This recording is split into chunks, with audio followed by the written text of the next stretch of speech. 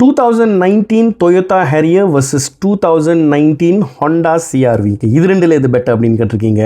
அதாவது மூணாவது generation Toyota Harrier versus ஐந்தாவது generation Honda CR-V. Toyota Harrier பார்த்தீங்கன்னா D segment SUV, Honda CR-V பார்த்தீங்கன்னா C segment SUV. So in paper power அவுட்புட்லாம் பார்த்தீங்கன்னா Harrier வந்து கண்டிப்பா பெட்டர் ஆப்ஷன். பட் அஞ்சாவது ஜெனரேஷன் CR-V இருக்குல்ல, ரொம்ப அழகான ஒரு CR-Vன்னு சொல்லுவாங்க கைஸ். இப்போ இருக்கிற ஆறாவது ஜெனரேஷன் வரைக்கும் இருக்கிற CR-V மாடல்ல எனக்கு இந்த அஞ்சாவது ஜெனரேஷன் வந்து ரொம்ப ரொம்ப ரொம்ப பிடிக்கும். ஏன்னா வந்து பார்க்கிறதுக்கு ஜப்பனீஸ் பிரீமியம் SUV மாதிரி இருக்கும். இப்போ உள்ள 6th ஜெனரேஷன் CR-V வந்து மோட்டு கான்டினென்டல் கார் மாதிரி வந்துருச்சு அந்த காரோடைய லுக்கு. இந்த CR-V வந்து C செக்மெண்டா இருந்தாலும் கைஸ், அகலத்துல பாத்தீங்கன்னா இந்த கார் வந்து 20 mm இன்னும் கொஞ்சம் வைடு. C செக்மெண்டா இருந்தாலும் உங்களுக்கு D செக்மெண்டோட பேஸ் கிடைக்கும். உங்களுக்கு உள்ளுக்கு ரொம்ப பெரிய கார் மாதிரி ஃபீல் பண்ணுவீங்க. அந்த காரோடைய இன்டீரியர் Toyota Harrier-ஓட கம்பேர் பண்ணீங்கன்னா CR-V வந்து இன்னும் கொஞ்சம் மாடர்னா இருக்கும் பார்க்கிறதுக்கு. CR-V வந்து டிஜிட்டல் மீட்டர் இருக்கு,